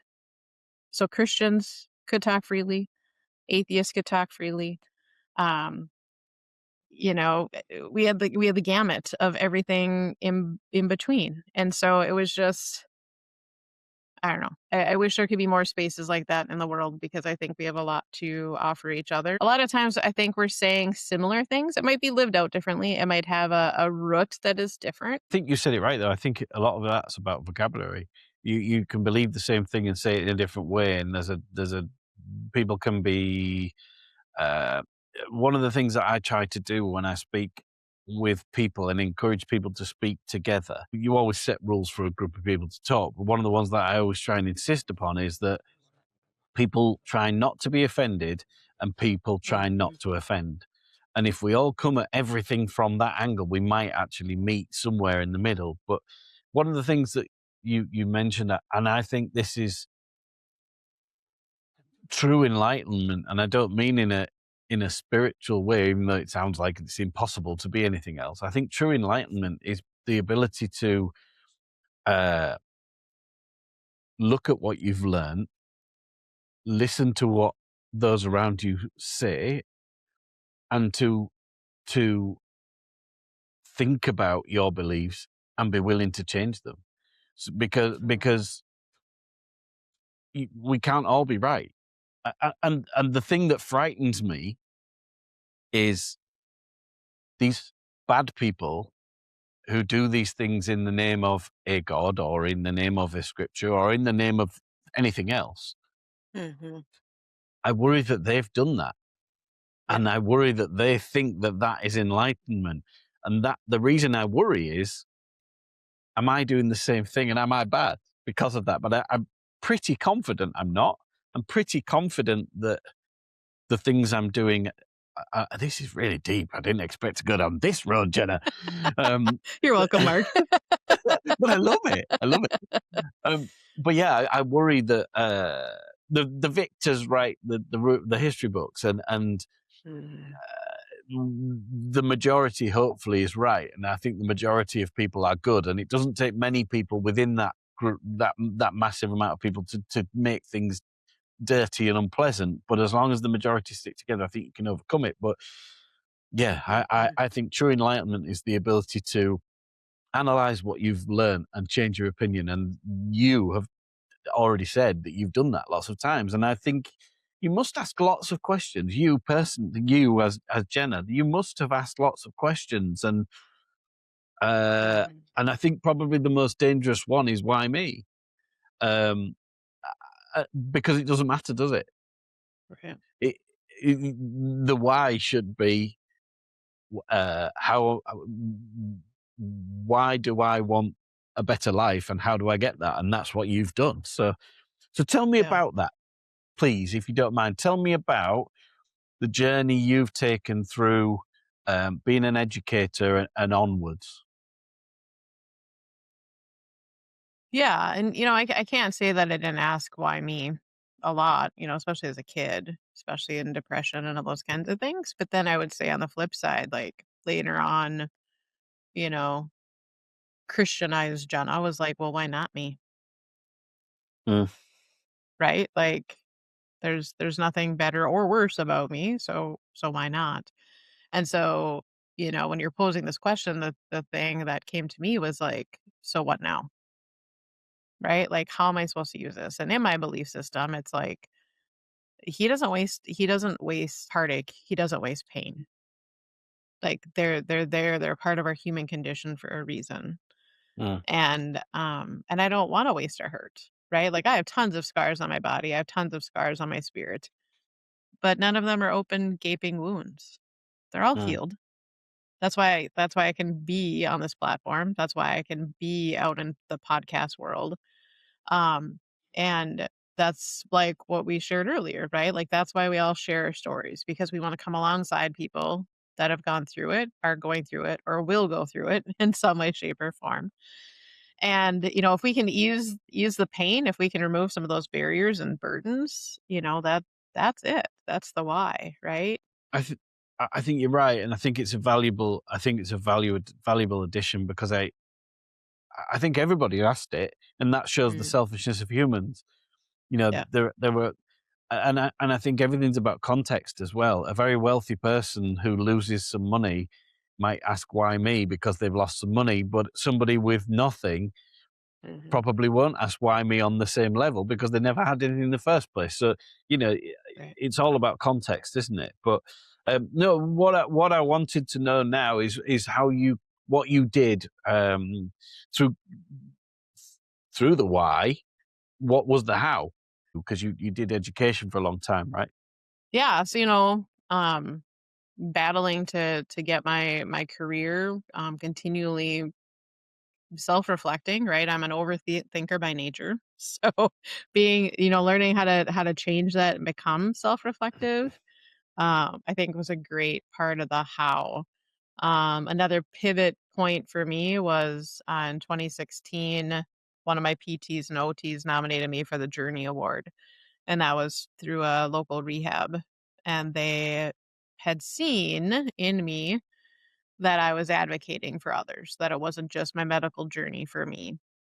And just getting nominated for that award was like huge when they told me that. And I was like, guys, I'm not doing anything. Like, I am Mm. so focused on my own medical journey. I was rehabbing from surgeries. I was, just trying to live life and, be in the middle of my career and all the things. I'm like, I'm not doing anything. Why are you nominating this? Right. Well, that's why. Can I just say that is why somebody who deserves that qualification is humble like you. Yeah. Well, and I think that's what I learned in that process is that I've always, my parents always taught me to leave a space better than you found it, right? Clean the floor, wash the tables, wash off the chairs where people sit, right? Like leave a Mm, space better. And now I'd say, 3 years into being a nonprofit leader, it's I want to leave people in a better condition than when I find them. And I hope that when they leave me, they also leave me in a better condition than they found me. And so because we are interdependent and so in them and in receiving that award, it became apparent to me that I really value making the medical experience and other experiences for disabled people better for the people that are alongside of me and for those that are coming behind me. So that's why I do speak up from time to time when, lab people treat you like crap or mm, people that are taking x-rays are just kind of dumb because they're so used to the non-disabled bodies coming through and then they see a body like mm, mine or a wheelchair like mine and they're like, we don't know what to do with you. You just need to be able to mm, stand for this image. I'm like, I'm not going to stand for your image. You can take this image laying down, and I know you can because I've been doing this for mm, 38 years. mm, you know, so, but then, that gave me confidence, right? Because other people saw something in me that I had forgotten about myself or I didn't feel like I was living up to in myself. So then mhm. that gave me the confidence to apply to become a 2017 Blandon community leader partner. And I was so excited because I got chosen as the alternate. So it was like, ooh, I'm committed and I'm chosen. They want me, but I don't have to go and do anything because I'm just an alternate. So I'm just going to pray that nobody else gets sick. I'm going to pray that I don't have to go and do this hard work. And then they changed their mind and they made 2 additional spots. So I was no longer an alternate. I was going. And so then from that experience of getting, a new family, as you say, we call it the Blandon family. Um, I was like, "All right, this thing is cool." Like, I'm learning more about myself. I'm, learning about this thing called community leadership, and I need to do other things. And so then I just was led to apply for the Bush Foundation, Bush Fellowship. So the Bush Fellowship is from the Bush Foundation. It's not from the president's Bushes from the United States. It's Oh, okay, uh, yeah. an, a different Bush family. You can find them on bushfoundation.org to learn more. I believe he was one of the founders of 3M. And so, anyways, the Bush Fellowship covers Minnesota, North Dakota, South Dakota, and the 23 tribal nations that are in that geography. And so every year when I went through it, they selected think at that time I was 24 or 26 Bush Fellows. And so you get to choose a 1-year or 2-year fellowship. And at that time, it was 50,000 a year to invest in yourself. So if you want to go and get your bachelor's or master's or doctorate, or you wanted Oh, to do wow. your own prescribed fellowship, it could pay for your bills during that time. Maybe you needed some months of restoration, of, just healing, all the things. Um, and so, yeah, side note, I was applying in 2019. I was gifted 2 amazing bush mentors from some local communities, and they were just fabulous. And I'd missed the application deadline by like 2 weeks from when I had found out about it. And so it was like a whole year of like just preparing, right? Like, here's the questions that are on the website, go write it, share it with your mentor. Okay, get the edits, go write it, share it with your mentor. And so even my mentors were like, if you just do this process, and even if you're not selected, you're going to learn so much about yourself. So anybody listening can hop on their website and go through that process. You don't have to live in those 3 geographic areas to have that experience. And in But as I went 2020, you found yourself with quite a lot of time on your hands, I would imagine. Well, so that was a struggle, right? So 2019 was like, think bigger, think differently, which is their tagline. So I'm like, I have Yeah. never flown as a disabled person because they break 100 wheelchairs a day in the American Airlines industry. Yeah. And these are my legs, right? I'm not going to take an $8,000 wheelchair and just let somebody chuck it out of a plane and laugh at it to have it be Mm. on YouTube. So I dreamed bigger and I wanted to go to Sweden, the most accessible country in the world, which has been touted for years and years. And plus, it has a similar climate and culture to where I live. And so, if they've got it figured out, why can't we bring some things to Minnesota, right? I was also going to go over to California, and I wanted to go to Berkeley, California, where Section 504 and Ed Roberts and Judith Heumann and like all of the bigwigs of disability rights came through. I wanted to wheel in the same spaces that they have wheeled. I wanted to go in an elevator where you use your feet to Mm. call it and to select what floor you want to go to, right? Like just all the amazing things around America and throughout the globe. And so I was going to go to 4 different locations. And then this little thing called COVID-19 happened after we were already selected for it and all the things. And so it was just a huge grief cycle, right? So not only did I lose my identity as a music educator because of COVID-19, then I lost not necessarily my identity as a Bush Fellow, but what I thought it was going to be, right? Being a traveler, stepping over my own issues when it came to air travel. Um, but in hindsight now, like I wouldn't be here today in this podcast world had I not been a Bush Fellow in 2020 to 2022. The relationships that I have now throughout the world, throughout the nation, wouldn't be what they were. Like, yes, would I have amazing memories of being in Sweden? For sure. But the connections that I have in other deeper relationships because of being able to connect online and doing all these things and being a published, author with my memoir, had, being a leader of a disability nonprofit, like all of these things happen for a reason in the timing for a reason. And so that's what brought us together today. Wonderful. And, Sweden's still there. Right. Uh, And maybe they'll take me in with open arms and I can just stay there. yeah.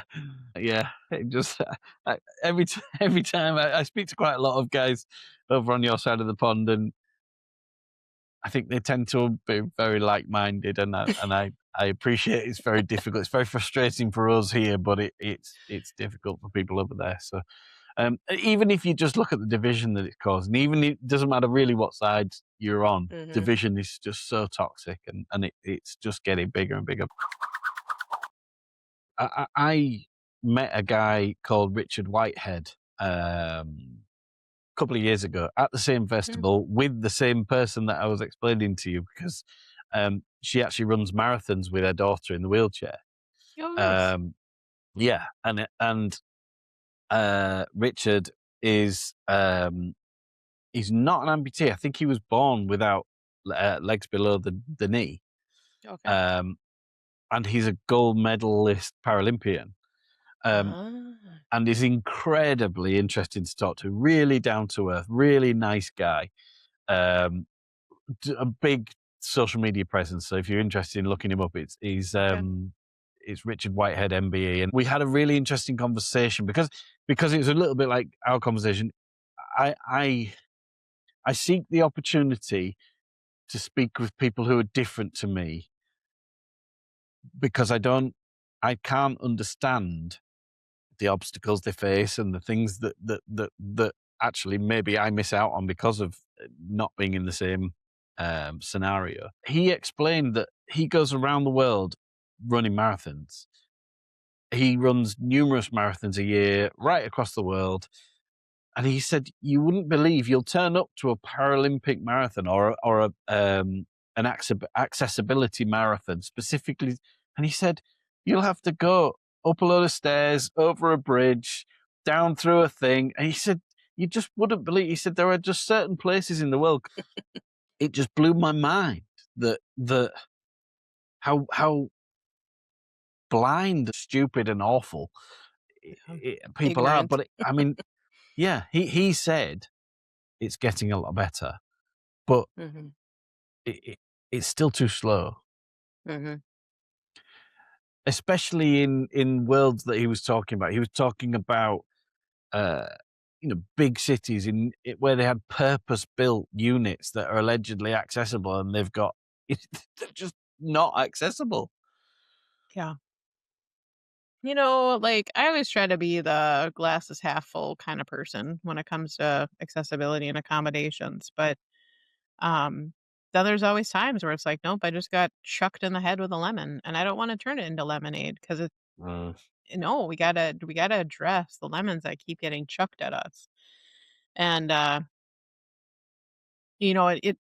it is better in pockets, but it's like, especially as a nonprofit leader and founder, it's like we're just trying to dive into like how does this inaccessibility keep getting perpetuated? Like, couple months ago, I was at a state level meeting that happened in a brand new city hall that has a cornerstone of 2024 on it.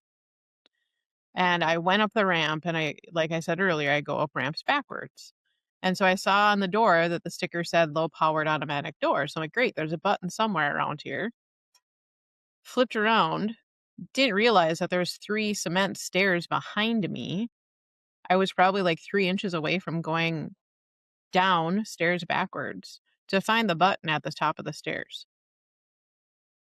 Like, how in 2024 does that happen in Minnesota when the Americans with Disabilities Act has been around at that time for 34 years? mm, This last weekend, I took my Lego robotics team to state down in the Twin Cities, went to a hotel. It's past 1990 when the Americans with Disabilities Act came into being. Went into the accessible room, went into the bathroom, had already called and talked to the manager, said, "Yep, it's a wheel-in shower." I could have fit my bath bench in there, but I probably couldn't have fit me mm, with my knees mm, sticking out from the bench. I could not use a physical toilet in that whole building, from the only public bathroom in the pool area to any of the ones in the accessible rooms because there was a wall right next to the toilet. Like, how in 2026? So then I spent 2 hours trying to find new accommodations on a double holiday weekend in America, searching through 15 suburbs and 2 major metropolitan cities, and could not find a room. So had to stay in a space completely away from my team. Thankfully, I coach middle schoolers and all their families were there.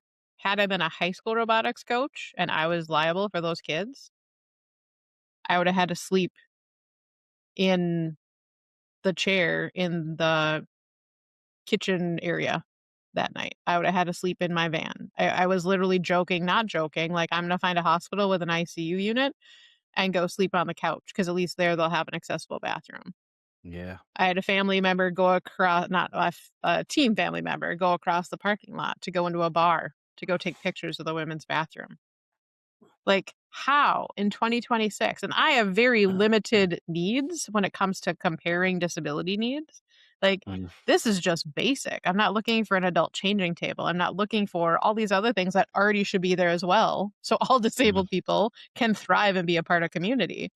mm. But for the love of Pete, like how does this keep happening? And so, like, we're trying to figure out, how do you plug the hole? Where is this lack of education? Where is this lack of supervision? Where is this lack of accountability? Where is this lack of care? And in a public speaking engagement I had back in October, I was like, in the current state of our government, it was like, I look forward to the day where we can all just do what's right because we don't have a federal mandate, but we just do what's right because it's what's right. We don't. Yeah. We shouldn't need federal mandates No. to tell us how to build a bathroom No. so that everybody can go to the bathroom, because we all have to in some way, shape, or form. That is not a special need. All No. humans need to use the restroom. Like, now you got me on my soapbox, Mark. But it's just like I'm so over being treated like a checklist. Can I Like, just say though, you shouldn't have to get on a soapbox for this. It's not a right? soapbox. It's a basic a request. Yeah, Tokenism is just, may as well not do it. You may as well not do it because all it does is misleads. yeah. And I literally had to tell the front desk lady, like, you can't call these ADA compliant, or you can potentially, but you got to say what year that this was Yeah. ADA compliant. 1991. Okay, got it. I will never stay here again. And Yeah. then my other joke was, oh, well, you have a lift into the pool. I guess I can go pee in your pool. I never would. Let's put that out there. But I'm like, really? Like, how does that not make sense to you? Like, Yeah. how does, but then again, I've been in other, governmental spaces locally where it's like, hey, we built a ramp. Okay, awesome. Hey, we put a power button on. Awesome. And then I get in there and I go, so what do you want me to do in your space? Your boardroom isn't accessible. I had to pull in the door as the last person and be a fire hazard. I can't use any of the bathrooms because you have privacy guards blocking access to both men's and women's toilets. So, yeah, you built a ramp and you put a power button on, but now what can I do in your building? Mm. Oh, or you go in restaurants or you go in shopping spaces and it's like, okay, well, awesome. I can get around these spaces. I can be a customer, but now I need a job. Mm. But your point of sale is up a stair. Or I want to be a part of your ministry and I have really great ears because I'm a former music educator. I'd love to run your soundboard.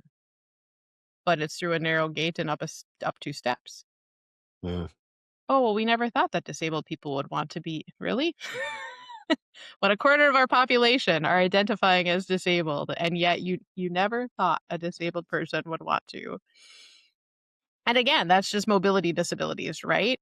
My brothers and sisters who are blind or low vision, are deaf or hard of hearing, have invisible disabilities, have power chairs versus manual chairs. Like, There's a myriad, isn't there? It's just do your homework, and it probably would have right. cost them the same amount of money. Yeah. That's the worst part. Yep.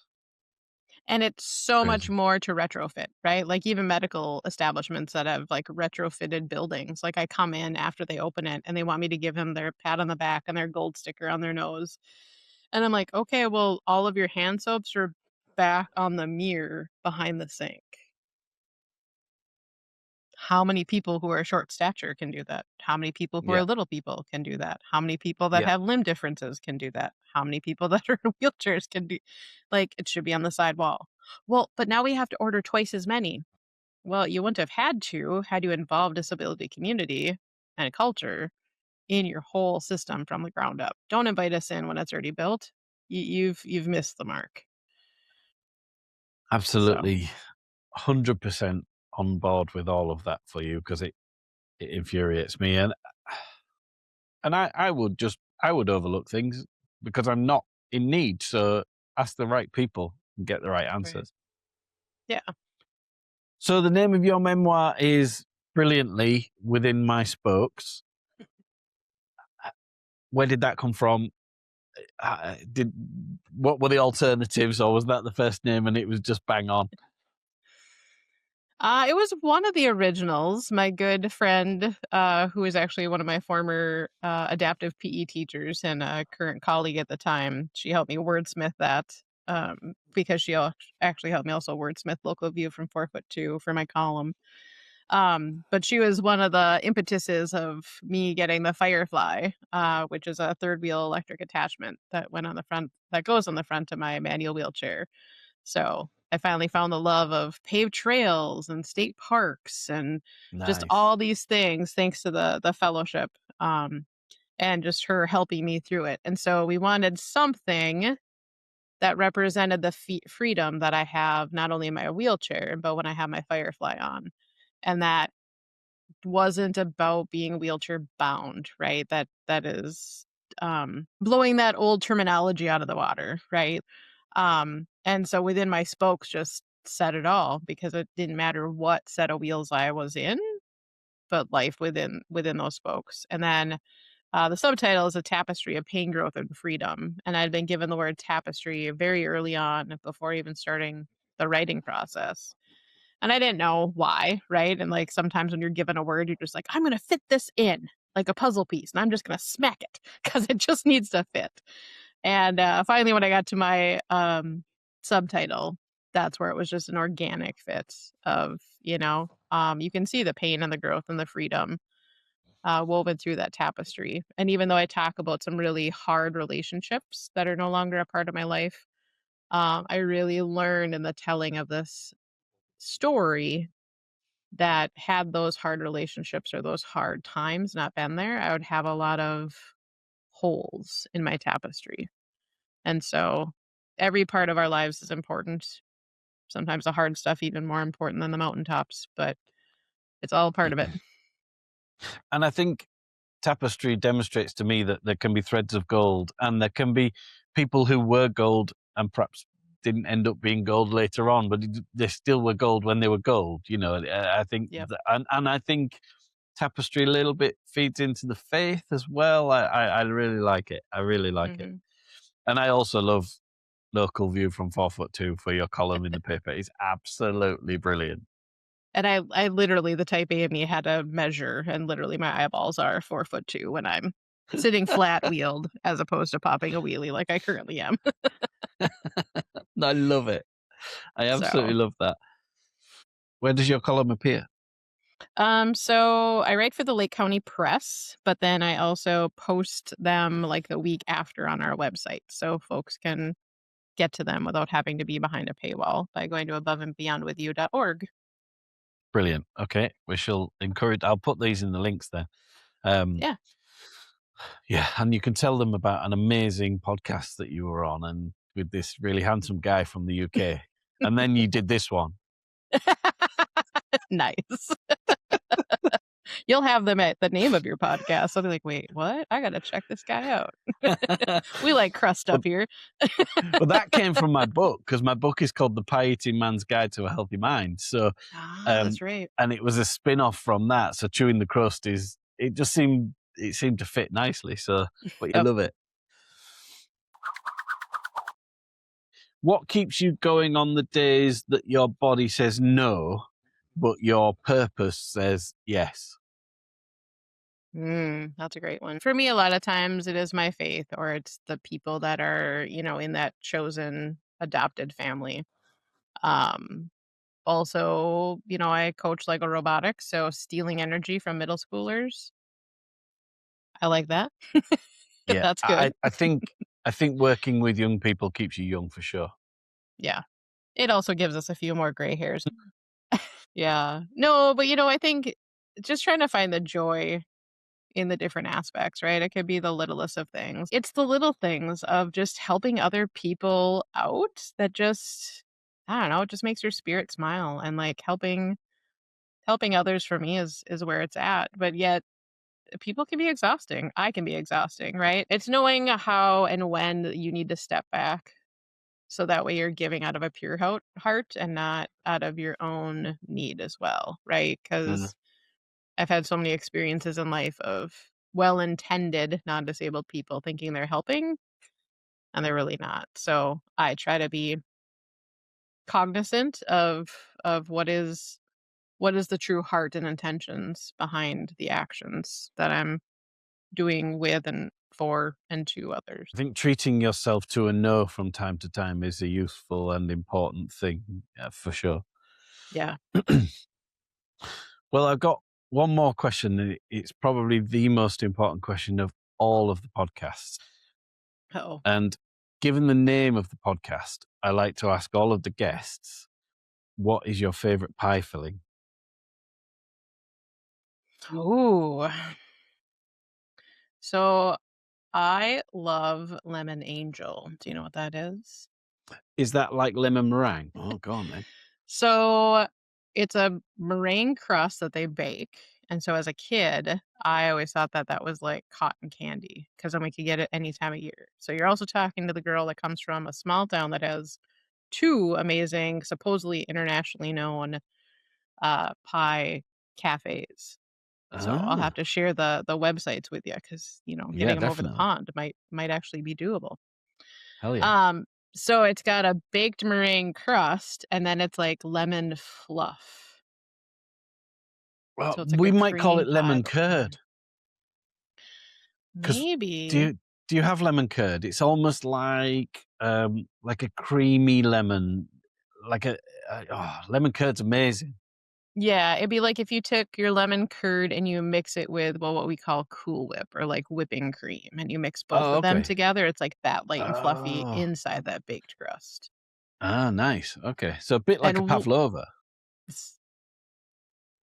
and like what? Sorry, a bit like a pavlova. I don't know what that is. A pavlova is where you have the meringue with the fruit inside, and you put the meringue all, and it's baked on the outside. Oh, Yeah, it's I nice. don't know where it's from actually. I was going to say it's French, but I don't know. Yeah, a baked Okay. pavlova it's called, but yeah. That sounds yummy. You see, but those world famous pie shops probably won't have any savoury pies, and in the UK, the savoury Mm, pie is the go to pie as opposed to the sweet pie. But we do have sweet pies, obviously. right. Mm, So what is your excellent. favorite pie filling? I'm flipping it on you. Oh yeah, good question. I think I would go for either the meat and potato pie or a good old pub steak pie with chips or fries, as you would call them. Okay. Do you get Nice. poutine where you are then? If you're close to Canada, is poutine part of your?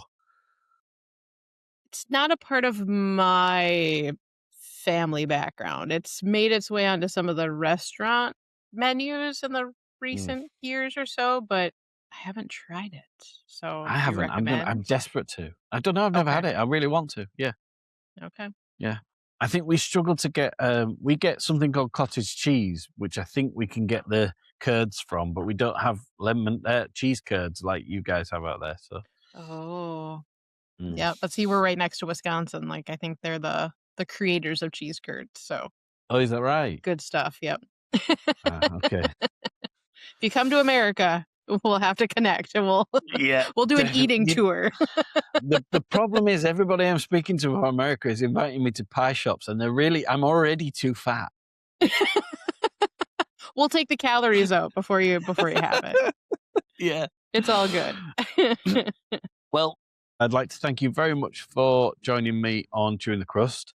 Um, I want to say that I think that anybody who is listening or watching this podcast, it, anybody who even has an inkling of feeling defined by a diagnosis or facing a possible diagnosis, I think you are the antithesis of that. I think you are such an inspiration for anybody who feels sorry for themselves today. And that's not to say you shouldn't and you can't, because everybody can.